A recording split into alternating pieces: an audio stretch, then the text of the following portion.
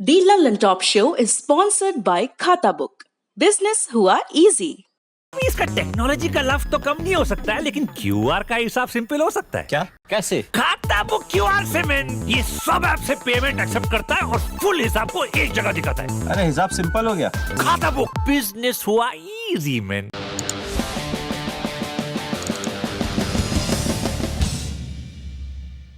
पिछले 70 सालों से एक सिलसिला चल रहा है। हमारे कानों को जब सुर की समझ होती है तो एक आवाज़ सुनाई देती है। ये आवाज़ लता मंगेशकर की होती है। लता मंगेशकर के सुरों को सराहते हुए हम कभी ये नहीं पूछते कि इस भद्र महिला की जाति क्या है। हम कुछ बड़े होते हैं, देश के मायने समझते हैं, देशभक्तों के नाम और काम के बारे में जानते हैं, फिर हमें पता चलता है शहीद आज़म भगत सिंह के बारे में। हम कभी नहीं पूछते भगत सिंह की जाति क्या थी। आज ही के रोज़ भगत सिंह पैदा हुए थे, आज ही के रोज़ लता मंगेशकर पैदा हुई हैं और आज ही के रोज़ हम भारत की उस बीमारी के बारे में बात करेंगे जो कोविड से भी ज़्यादा खतरनाक है। ये बीमारी जिसका वैक्सीन, जिसका टीका, जिसका इलाज हमें इतने दशकों में नहीं मिल पाया है। नमस्कार, सौरभ द्विवेदी नाम है हमारा और आप देखना शुरू कर चुके हैं दी लल्लन टॉप शो।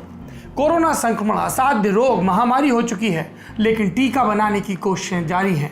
जल्द ही दवा मिलेगी ताकि जीवन दांव पर ना लगे। लेकिन एक खतरनाक बीमारी जिसका न टीका न दवा पूरी जिंदगी एक तकलीफ में तब्दील कर देती है, जीने की इच्छा खत्म हो जाए। ये बीमारी है कास्ट की, जाति की बीमारी, विशुद्ध भारतीय बीमारी। न जाने कब से चली आ रही है, न जाने कितनों की जान और लेकर मानेगी। इसलिए आज शो में उन खबरों को टटोलने का फैसला जिन्हें अखबारों में अंदर के पन्नों और टीवी पर स्पीड न्यूज़ में दफन कर देने का चलन है। हम गुजरात के कच्छ से लेकर यूपी के हाथरस तक के मामलों की बात करेंगे ताकि आप जानें कि जाति का ये कोड़ किस तरह हमें खाता जा रहा है। और इससे पहले कि आप सोचें कि हम जातिवादी नहीं हैं, हमने जैसे कोविड के लिए टेस्ट होता है वैसे कास्ट के लिए एक टेस्ट इजाद किया है। उस टेस्ट पर आपको भी अपनी टेस्टिंग करनी है। हम बताएंगे लक्षण, आप टिक करते जाइएगा, आपको पता चल जाएगा आपके भीतर ये बीमारी है या नहीं। लेकिन शो में सबसे पहले दिन का ये वीडियो। छोड़ मुझे, छोड़।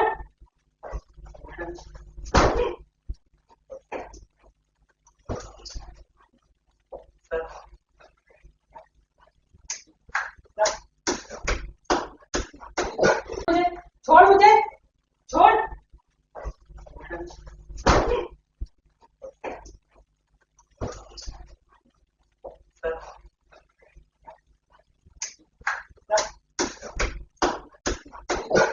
वीडियो में जो शख्स अपनी पत्नी को बुरी तरह पीट रहा है वो पुलिस का एक बड़ा अफसर है और उस पर कानून व्यवस्था और लोगों की सुरक्षा की जिम्मेदारी थी इसलिए क्योंकि फिलहाल इस अफसर को कार्यमुक्त कर दिया गया। ये मध्य प्रदेश के additional director general of police Purushottam Sharma है, जिन्होंने अपनी पत्नी को जमीन पर गिराकर थप्पड़ और मुक्के बरसाए। रिपोर्ट के मुताबिक घटना 27 सितंबर की है। इसका वीडियो सामने आया तो उन्होंने ये बात कबूल की और कहा कि अगर मेरा बेटा और पत्नी कानूनी कार्रवाई करना चाहते हैं तो मैं तैयार हूँ। ये भी कहा कि पारिवारिक झगड़ा है, मैं कोई अपराधी नहीं। मध्य प्रदेश के गृह मंत्री नरोत्तम मिश्र, उनसे जब इस बारे में सवाल पूछा गया तो उन्होंने पहले कहा आधिकारिक शिकायत नहीं आई, शिकायत मिलेगी तो कार्रवाई करेंगे। बाद में दबाव बना तो सरकार हरकत में आई, अफसर को पद से हटाया और फिर आया मुख्यमंत्री शिवराज सिंह चौहान का बयान कि अगर कोई भी जिम्मेदार पद पर बैठा व्यक्ति गैर कानूनी गतिविधियों में लिप्त पाया गया तो उसके खिलाफ कार्रवाई होगी, भले ही वो कोई भी हो। राज्य के महिला आयोग ने भी कार्रवाई की बात की। वहीं घटना का वीडियो वायरल होने के बाद पुलिस अफसर ने मीडिया से बातचीत में कहा कि मेरी पत्नी ने घर में जगह जगह कैमरे लगा रखे हैं, मेरा पीछा करती है। पत्नी ने उन पर दूसरी महिलाओं से संबंध होने का आरोप लगाया। सोशल मीडिया पर एक और वीडियो सामने आया। कथित तौर पर यह वीडियो अफसर की पत्नी ने उस महिला के घर पहुंचकर बनाया जहां अफसर पहले से मौजूद थे। कहा जा रहा है कि इसी के बाद विवाद बढ़ा। ये किसी का निजी मामला हो सकता है, लेकिन अगर मामले में कोई ऐसा व्यक्ति जुड़ा हो जिसका सार्वजनिक जीवन हो, जिसकी जिम्मेदारी हो लॉ एंड ऑर्डर मेंटेन करने की, और फिर भी वो मारपीट करता नजर आए और उसके बाद उसे स्वीकार करता हुआ, तो समाज में एक विमर्श शुरू होता है, क्योंकि हिंसा किसी का भी अधिकार नहीं है। निजी मामलों में भी हिंसा विकल्प नहीं हो सकता। अब बढ़ते हैं दिन की सुर्खियों की तरफ। पिछले 24 घंटों में कोरोना के 82,170 नए मामले सामने आए और 1,039 लोगों की मौत हो गई। संक्रमण के कुल मामले देश में बढ़कर हो गए अब तक जो ज्ञात 60,74,703। इसमें एक्टिव मामले हैं 9,62,640। ठीक हुए मरीजों की संख्या है 50,16,520 और कुल मौतें 95,542। सरकार ने 10 लाख प्रतिदिन टेस्ट का लक्ष्य रखा, लेकिन ये टेस्ट लगातार कम होते जा रहे हैं। हम लगातार आपको बताते जा रहे हैं। ICMR के मुताबिक 27 सितंबर को देश भर में कुल 7,09,394 टेस्ट हुए। टेस्टिंग के आंकड़े हम बार बार आपके सामने इसलिए रखते हैं ताकि आप उन खबरों का संदर्भ समझ सकें जिसमें यह दावा होता है कि भारत में संक्रमण की स्थिति सुधर रही है। अगली सुर्खी किसानों के विरोध प्रदर्शन से जुड़ी है। 3 कृषि बिल राष्ट्रपति रामनाथ कोविंद की मंजूरी के बाद अब कानून बन चुके हैं, लेकिन इनका विरोध अभी भी जारी है। कांग्रेस के अलावा किसान संगठनों ने आज देश भर में जगह जगह प्रदर्शन किए। पंजाब के मुख्यमंत्री कैप्टन अमरिंदर सिंह आज 28 सितंबर को भगत सिंह की जयंती पर उनके पैतृक गांव खटकर कला पहुंचे, श्रद्धांजलि दी और फिर कृषि कानूनों के विरोध में धरने पर बैठे। इसके अलावा विरोध का एक उग्र रूप दिल्ली के राजपथ पर दिखा। यहाँ इंडिया गेट के पास कुछ लोग एक ट्रैक्टर को ट्रक पर लाद कर लाए और फिर आग लगा दी। उनके हाथ में भगत सिंह के पोस्टर थे। नारेबाजी हुई। दिन भर इसका वीडियो सोशल मीडिया पर घूमा। दावा हुआ कि ट्रैक्टर जलाने वाले पंजाब यूथ कांग्रेस के कार्यकर्ता हैं। इस मामले में पंजाब के 5 निवासियों को गिरफ्तार भी किया गया। बीजेपी के ट्विटर हैंडल से कहा गया, ये किसान और भगत सिंह दोनों का अपमान है। प्रकाश जावड़ेकर, धर्मेंद्र प्रधान और किरण रिजिजू समेत कई केंद्रीय मंत्रियों ने इस घटना पर कांग्रेस की आलोचना की। वैसे कृषि कानूनों का विरोध पंजाब हरियाणा में ज्यादा दिख रहा है, लेकिन दक्षिण भारत में भी इसका असर नजर आ रहा है। कर्नाटक में आज किसान संगठनों ने बंद का आह्वान किया। दिन भर जगह जगह प्रदर्शन हुए, बसें रोकी गई, मानव श्रृंखला बनाई गई। कांग्रेस ने भी विपक्ष में होने के चलते इसमें खूब बढ़ चढ़कर हिस्सा लिया। बेंगलुरु में कांग्रेस के धरने में प्रदेश कांग्रेस अध्यक्ष DK शिव कुमार, राज्य के प्रभारी रणदीप सुरजेवाला और पूर्व मुख्यमंत्री सिद्धारमैया शामिल हुए। उधर कर्नाटक के मुख्यमंत्री BS येदियुरप्पा, भाजपा के नेता, उन्होंने किसानों से अपील की कि आप 6 महीने से 1 साल तक का इंतजार करें, आपको पता चल जाएगा कि ये कानून कैसे आपकी मदद करता है। अगली सुर्खी राजस्थान से है। यहाँ डूंगरपुर समेत कई इलाकों में पिछले कई दिनों से हिंसक प्रदर्शन हो रहे हैं। तोड़फोड़, आगजनी और पथराव की खबरें। इसकी वजह प्रदर्शनकारी शिक्षक भर्ती 2018 के अनरिजर्व्ड 1,167 पदों को ST वर्ग से भरने की मांग कर रहे हैं। 4 दिनों के उग्र प्रदर्शन के बाद आज 5वें दिन मामला कुछ शांत हुआ है। प्रदर्शनकारियों ने उदयपुर अहमदाबाद हाईवे ब्लॉक कर दिया था, जिसे अब खोल दिया गया है। डूंगरपुर के खेरवाड़ा से 24 सितंबर को शुरू हुई हिंसा चौथे दिन उदयपुर तक पहुंची।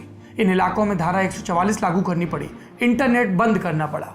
27 सितंबर को पुलिस के साथ टकराव हुआ, जिसमें 17 साल के तरुण आहारी की मौत भी हो गई। अब तक इस पूरी घटना में 40 से ज्यादा लोग घायल हो चुके हैं। दर्जनों गाड़ियों में आग लगाई जा चुकी है। उदयपुर में ग्राम पंचायत के चुनाव भी स्थगित करने पड़े। पुलिस ने 3300 लोगों के खिलाफ FIR दर्ज की है और 34 लोगों को गिरफ्तार किया है।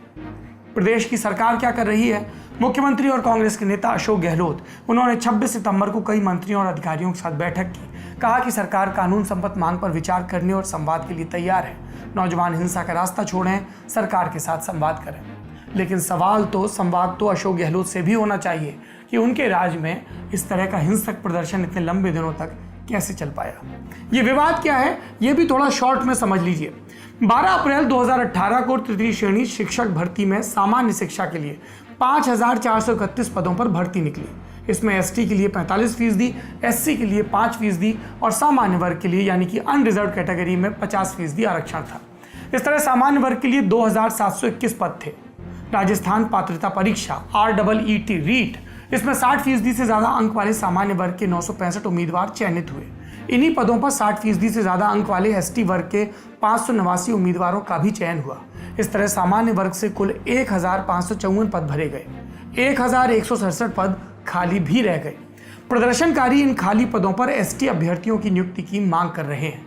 हालांकि हाईकोर्ट इसे गैरकानूनी बता चुका है, इससे इनकार कर चुका है। इसके बाद प्रदर्शनकारी अपनी मांगों को लेकर 7 सितंबर से उग्र हो गए और 24 सितंबर को हिंसक भी। अगली सुर्खी भी शिक्षा से जुड़ी है, लेकिन राजस्थान से इतर पूरे देश की खबर है। UPSC कलेक्टरों का कप्तानों के चयन का एग्जाम, सिविल सर्विसेज परीक्षा, देश भर से अधिकारी मिलते हैं। इसकी प्रीलिम्स की परीक्षा 4 अक्टूबर को होनी है, लेकिन कोविड संक्रमण के चलते परीक्षा टालने की मांग हो रही है। आज 28 सितंबर को सुप्रीम कोर्ट में कई अभ्यर्थियों की याचिका पर सुनवाई हुई। यूपीएससी ने कोर्ट को बताया परीक्षा टालना असंभव है, सारे इंतजाम पहले ही किए जा चुके हैं। जस्टिस एएम खनवलकर की अध्यक्षता वाली 3 जजों की बेंच ने इस मामले में यूपीएससी से कहा कि इस तथ्य के साथ हलफनामा दाखिल करें और बताएं कि क्या इंतजाम किए हैं। मामले की अगली सुनवाई 30 सितंबर को होगी। ये परीक्षा पहले 31 मई को होनी थी, लेकिन कोविड के चलते इसे 4 अक्टूबर तक खिसकाया गया। इस साल करीब 6 लाख अभ्यर्थियों की परीक्षा में शामिल होने की संभावना है। आपको ध्यान होगा इससे पहले नीट और जेईई की परीक्षाएं भी टालने की मांग उठी थी, लेकिन तमाम प्रोटोकॉल्स के साथ ये परीक्षाएं निर्धारित तारीखों पर ही आयोजित हुई। अगली सुर्खी यूपी से। कोविड संक्रमण के खतरे के बीच योगी सरकार ने 2 आयोजनों दुर्गा पूजा और रामलीला को लेकर गाइडलाइंस जारी की हैं। इस बार सार्वजनिक दुर्गा पूजा के आयोजनों पर रोक लगाई गई है, वहीं रामलीला मंचन को लेकर भी नियम बनाए गए हैं। दुर्गा पूजा पर सार्वजनिक पंडाल नहीं लगेंगे, किसी को भी जुलूस निकालने की इजाजत भी नहीं होगी। सीएम योगी आदित्यनाथ ने घर पर ही मूर्ति स्थापित कर पूजा करने की अपील की। वहीं रामलीला स्थलों पर 100 से ज्यादा लोग इकट्ठा नहीं हो सकेंगे, ऐसा निर्देश है, और सोशल डिस्टेंसिंग का पालन भी करना होगा, मास्क पहनना होगा, ये भी कहा गया। आखिरी सुर्खी मुंबई से है। सुशांत सिंह राजपूत मामले के बाद ड्रग्स कनेक्शन को लेकर जांच कर रही एनसीबी ने करण जौहर के एक पुराने एम्प्लॉय क्षितिज प्रसाद से पूछताछ की थी। अब क्षितिज के वकील सतीश मानशिंदे ने आरोप लगाया कि एनसीबी ने क्षितिज पर दबाव बनाया कि वो करण जौहर पर ड्रग्स का आरोप लगाएं। एनसीबी ने इन आरोपों से इनकार किया है। इंडियन एक्सप्रेस अखबार के मुताबिक क्षितिज ने 27 सितंबर को मुंबई कोर्ट में मेट्रोपॉलिटन मजिस्ट्रेट के सामने बयान दर्ज कराया था। क्षितिज धर्मा प्रोडक्शंस की सहयोगी कंपनी धर्मेटिक एंटरटेनमेंट में एग्जीक्यूटिव प्रोड्यूसर थे। करण जौहर ने भी सोशल मीडिया पर बयान जारी करके कहा कि वो ना तो ड्रग्स लेते हैं, ना ही इसके सेवन को बढ़ावा देते हैं। करण ने यह भी कहा कि वो क्षितिज को व्यक्तिगत रूप से नहीं जानते। ये थी सुर्खियां। अब बढ़ते हैं आज की बड़ी खबर की तरफ। आज 28 सितंबर है। आज से 3 दिन बाद आएगा गांधी जयंती का दिन। बापू के अहिंसा के संदेश को याद करते हुए दुनिया अंतर्राष्ट्रीय अहिंसा दिवस मनाएगी। भारत में उनकी दी एक और शिक्षा को याद किया जाएगा, स्वच्छता। भारत सरकार हर साल की तरह इस बार भी गाजे बाजे के साथ स्वच्छ भारत अभियान का जन्मदिन मनाएगी। हर कोई 2 अक्टूबर की तैयारी में लगा है। बच्चे अहिंसा पर निबंध लिख रहे हैं। सरकारी कर्मचारी अपने दफ्तर को साफ करने में लगे हैं, क्योंकि वीडियो बनाकर मुख्यालय भेजना है। गांधी जी के दिए इन 2 गुणों, स्वच्छता और अहिंसा को लेकर इतनी लंबी चौड़ी तैयारी चल रही है कि 2 ऐसी खबरें हमारे सामने आ जाती हैं कि ये तैयारी लगता है कि किनारे धर दी जाए। ये 2 घटनाएं हिंसा की हैं, अहिंसा के दिन से पहले। लेकिन ये आम हिंसा नहीं है, ऐसी हिंसा जो सिर्फ इसलिए की गई कि किसी को छोटी जाति का समझा जाता था, क्योंकि स्वच्छता नहीं थी हमारे मन में, सफाई नहीं थी। पहली घटना है गुजरात से। कच्छ जिला अपने प्राकृतिक सौंदर्य के लिए पूरी दुनिया में मशहूर जगह। यहाँ एक कस्बा है रापड़ नाम का। 25 सितंबर की शाम 5:30 से 6 बजे के बीच एक वकील के दफ्तर के बाहर यहाँ एक आदमी खड़ा होता है। लाल टी शर्ट पहने इस आदमी को पास लगे सीसीटीवी कैमरे कैद कर रहे थे। लेकिन आदमी सिर्फ खड़ा नहीं था, घात लगाए खड़ा था। इतने में वकील देवजी माहेश्वरी अपने दफ्तर में घुसते हैं। ये आदमी उनके पीछे पीछे जाता है। थोड़ी देर बाद लाल टी शर्ट वाला शख्स दफ्तर से भागता नजर आता है। देवजी माहेश्वरी लड़खड़ाते हुए दफ्तर से बाहर आते हैं। कुछ सेकंडों बाद उनके शरीर पर धारदार हथियार से कई घाव बने हैं। सफ़ेद कमीज लाल होती जा रही है। देवजी माहेश्वरी इसके बाद ज़्यादा नहीं जिए। थोड़ी देर में उनका दम टूट गया। वो इंडियन लीगल प्रोफेशनल्स एसोसिएशन और all India backward and minorities communities employees federation यानी कि बामसेफ के वरिष्ठ सदस्य थे। इलाके में अनुसूचित जाति माने शेड्यूल कास्ट के लोगों के भूमि अधिकारों की पैरवी करते थे। ज़मीन से जुड़े मामलों में कचहरी में हाजिर होते थे। इसलिए शुरुआत में आशंका जताई गई कि कहीं इस हत्या के पीछे ज़मीन से जुड़ा कोई मामला तो नहीं। लेकिन 24 घंटे से भी कम वक्त में हत्या का आरोपी पकड़ा गया। 22 साल का भरत रावल, जो रापड़ का ही रहने वाला है। पुलिस के मुताबिक मुंबई के मलाड वेस्ट में एक स्टेशनरी की दुकान में काम करने वाले भरत ने देवजी को सिर्फ इसलिए मार डाला क्योंकि वो ब्राह्मणवाद की आलोचना करता था। अखबारी रफ्तों के मुताबिक क्राइम ब्रांच के एक अधिकारी ने कहा कि ब्राह्मणवाद पर देवजी जो कुछ फेसबुक पर लिखते थे, भरत उसे पसंद नहीं करता था। वो देवजी को कई बार धमकी दे चुका था। पिछले 1 महीने में कई बार रावल और देवजी के बीच विवाद हुए। देवजी ने रावल को चुनौती दी कि जो बने कर लो। देवजी माहेश्वरी की हत्या के बाद रापड़ में दलित समुदाय ने प्रदर्शन किए। परिवार ने मांग की कि जब तक माहेश्वरी के हत्यारे नहीं पकड़े जाते वो देह का अंतिम संस्कार नहीं करेंगे। पुलिस ने रावल समेत 9 लोगों पर मामला दर्ज किया, जिसमें से 5 की गिरफ्तारी 26 सितंबर तक हो गई। परिवार ने यह भी कहा कि हत्या का संबंध भुज में चल रहे एक मामले से भी हो सकता है। भुज में लोहार समाज के एक हॉल से संबंधित मामला चल रहा है, जिसे माहेश्वरी कोर्ट में लड़ रहे थे। परिवार का आरोप है कि भरत रावल को देवजी को मारने के लिए इस्तेमाल किया गया। लेकिन मलाड की जिस दुकान में भरत रावल काम करता था, उसके मालिक के बयान भी सामने आए। उसने इंडियन एक्सप्रेस अखबार को बताया कि किस तरह भरत शराब के नशे में देवजी माहेश्वरी की लिखी पोस्ट पर गुस्सा जाहिर करता था। भरत रावल की गिरफ्तारी इसी दुकान से हुई। दुकान के मालिक का कहना है उसके कई कारीगर कभी कभार शराब पी लिया करते हैं, लेकिन रावल शराब के नशे में धमकी देने से आगे बढ़कर एक दिन देवजी भाई का कत्ल कर देगा, किसी ने नहीं सोचा था। अब आपको यूपी के हाथरस लेकर चलते हैं। यहाँ एक जिला है इसी नाम से। यहाँ के बुलगड़ी में 14 सितंबर को एक दलित लड़की अपनी माँ के साथ चारा काटने खेतों की तरफ गई। कुछ देर बाद जब लड़की नहीं दिखी तो खोज शुरू हुई। वो एक पेड़ के पास लहूलुहान हालत में मिली। उसके मुंह और आंख से खून आ रहा था। उसे गला घोंटकर जान से मारने की कोशिश हुई थी। शुरुआत में ये मामला जान से मारने का लगता था, क्योंकि लड़की कुछ बता नहीं पा रही थी। हमलावरों ने उसकी जीभ काट दी थी। उसकी गर्दन और रीढ़ की हड्डी पर भी कई वार किए गए थे। गंभीर हालत में लड़की को अलीगढ़ मेडिकल कॉलेज ले जाया गया, जहां वेंटिलेटर पर रखना पड़ा। किसी तरह वो ये बात बता पाई कि उसके साथ गैंगरेप हुआ था। गांव के ही रहने वाले संदीप समेत 4 लोगों पर मामला दर्ज किया गया। संदीप और उसके सह आरोपी लवकुश, रामू और रवि कथित ऊंची जाति से आते हैं। लड़की का इलाज कर रहे डॉक्टर बताते हैं उसके दोनों हाथ और पांव को लकवा मार गया। उसे गंभीर हालत में नई दिल्ली के एम्स रेफर किया गया। लड़की और संदीप के परिवार में पुरानी रंजिश थी। लड़की के भाई ने संदीप के खिलाफ पुलिस में मामला भी दर्ज कराया था। बावजूद इसके ये घटना होकर रही और इस हैवानियत के बाद भी आरोपी चुप नहीं बैठे। स्थानीय अखबारों के मुताबिक पीड़ित परिवार ने कहा कि उन्हें गांव में ऊंची जाति के लोगों से धमकी मिल रही है कि वो नाव जैसा हश्र कर देंगे। इसके बाद गांव में पीएससी की तैनाती की गई। इस मामले में अब सियासत भी होने लगी। युवती के घर आए राष्ट्रीय सफाई कर्मचारी आयोग के पूर्व सदस्य और कांग्रेस के नेता शिवराज जीवन, और उन्होंने भी आपत्तिजनक बयान दिया। कहा कि न्याय न मिलने और आरोपियों की गिरफ्तारी न होने पर इंस्पेक्टर को निलंबित कराएंगे, और फिर बोले कि वाल्मीकि समाज की मां बेटी से किसी ने दरिंदगी की तो नजर फोड़ देंगे, हाथ काट देंगे। मायावती ने भी ट्वीट कर नाराजगी जाहिर की। उधर पुलिस का कहना है कि मामले में आरोपों की जांच हो रही है। प्रकरण को फास्ट ट्रैक कोर्ट में चलाने के लिए कार्रवाई शुरू हो चुकी है। ये 2 घटनाएं बताती हैं कि हमारे समाज के अंदर ऊंच और नीच का अजीबोगरीब कंसेप्ट कितनी अच्छी तरह घर किए है। आपको लगता होगा भाई हम तो ऐसे हिंसक नहीं, खबर आती है तो निंदा भी करते हैं, लेकिन जरा अपना फोन उठाकर देखिए, आप उन व्हाट्सएप और फेसबुक ग्रुप से जुड़े हैं या नहीं जो एक खास जाति और उसके स्वाभिमान का महिमा मंडन करते हैं। खुद से पूछिए, किसी और से भी पूछिए जो आसपास है, बेटा क्या नाम लिखते हो? बच्चा नाम बताता है, फिर पूछा जाता है पूरा नाम बताओ। ये पूरा नाम क्यों? क्योंकि नाम में पहचान नत्थी होती है। एक और तरीका है, बेटा घर कहाँ है? हमारे कस्बों और शहरों में कैसे कुछ जातियों को किसी एक कोने में सिमटा के रखा जाता है, उस पर अलग से निबंध लिखने की जरूरत नहीं है। फोन में ग्रुप नहीं मिले तो अपनी गाड़ी के पास जाइए, उसके आगे या पीछे आपने अपनी जाति का स्टिकर लगाया या नहीं। आप कहेंगे ये तो स्वाभिमान का मसला है। हम पूछेंगे आप जिस भी परिवार में पैदा हुए उसमें आपका क्या योगदान है, आप उसे अपनी उपलब्धि कैसे बताते हैं? स्टिकर नहीं है तो ये याद करिए कि आप समाज के नाम पर जाति आधारित सम्मेलनों में जाते हैं या नहीं। बच्चा लाख डिग्रियां लेकर अल्ट्रा मॉडर्न सोच रखे, उसकी पसंद से शादी भी करवाएंगे, लेकिन दिल पर हाथ रखकर बताइए आपके अंदर कहीं वो ग्रंथि तो नहीं जो कहती है कि लड़की जाति में ही लड़का पसंद कर ले तो हमें हर्ज नहीं। जाति के आधार पर हमने महापुरुषों को बांट दिया, तब भी आप चुप रहे। ऐसे हजारों उदाहरण दिए जा सकते हैं जहां आप देख पाएंगे कि आपके पांव जाति की इस दलदल में किस तरह धंसे हैं।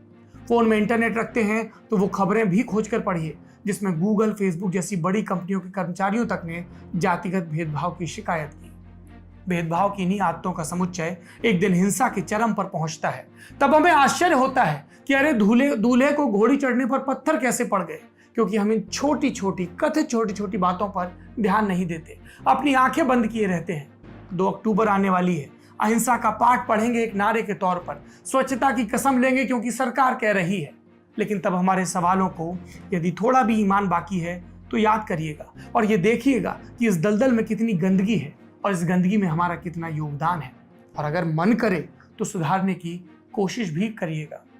हम अपने बच्चों को डांटते हैं जब उनके विज्ञान में कम नंबर आते हैं, और जब उनकी वैज्ञानिक सोच हो जाती है और वो कहते हैं कि ये जातियां इंसानों की गढ़ी हैं, होमोसेपियंस सब एक जैसे हैं, जाति का फर्क, नस्ल का फर्क, भाषा का फर्क, रीजन का फर्क किसी काम के नहीं, रिलीजन का फर्क किसी काम का नहीं, तो हम फिर दुपटते हैं, संस्कारों की मर्यादा की दुहाई देते हैं। गांव से लेकर खेत तक, शहर से लेकर काम के जगहों तक ये जाति पसरी हुई है, अलग अलग रूपों में बाहर निकलती है। किसी और का उदाहरण क्यों दूं? मुझसे कई लोग संपर्क करते हैं और संपर्क के आखिरी में नाता जोड़ने की कोशिश करते हैं कि आपकी और मेरी जाति एक ही है। मेरी कोई जाति नहीं है, जन्म की एक जाति है जो एक सामाजिक पहचान की तरह चस्पा कर दी गई है। मेरी जाति है भारतीय, जिसमें सब भारतवासी बराबर हैं और उनके प्रति करुणा ज़्यादा है, उनके प्रति संवेदना ज़्यादा है, उनके प्रति लगाव ज़्यादा है, जो जाति के दंश को झेल रहे हैं और समाज के कथित पिरामिड में, कथित हायरार्की में नीचे हैं। जिस दिन सब एक थाली में खाने लगेंगे, जिस दिन रिश्ते करते वक्त जाति नहीं पूछी जाएगी, उस दिन ये बीमारी दूर होगी। बताइए, आप इस बीमारी को दूर करने में, इसका टीका खोजने में दिलचस्पी रखते हैं क्या? आज के लल्लन टॉप शो में इतना ही। शुरुआत में दो लोगों का जिक्र किया, लता मंगेशकर और भगत सिंह, जिनका आज जन्मदिन है। एक और व्यक्ति का जन्मदिन है आज, मेरे प्रिय कवि वीरेन डंगवाल। उनका जन्मदिन, तो आखिरी में उनकी कविता सुनते हैं। प्रेम तुम्हें छोड़ेगा नहीं, वो तुम्हें खुश और तबाह कर देगा। 7वीं मंजिल की बालकनी से देखता हूं, नीचे आम के धूल सने पोढ़े पेड़ पर उतरता है गमकता हुआ वसंत, किंचित शर्माता। बड़े बड़े बैंजली, पीले लाल सफेद डहेलिया फूलने लगे हैं छोटे छोटे गमलों में भी। निर्जन 10वीं मंजिल की मुंडेर पर मधुमक्खियों ने चालू कर दिया है अपना देसी कारखाना। सुबह होते ही उनके झुंड लग जाते हैं काम पर, कोमल धूप और हवा में अपना वह संवेद मध्यम संगीत बिखेरते, जिसे सुनने के लिए तेज कान ही नहीं, वसंत से भरा प्रतीक्षारत हृदय भी चाहिए। आंसुओं से डबडब हैं मेरी चश्मा मढ़ी आंखें, इस उम्र में और इस सदी में। घुटना, कंधा या कमर, चाहे जैसा हो दर्द, डॉक्टर ऑर्थो आपको देता है दर्द से पूरी आजादी, एक भरपूर जिंदगी।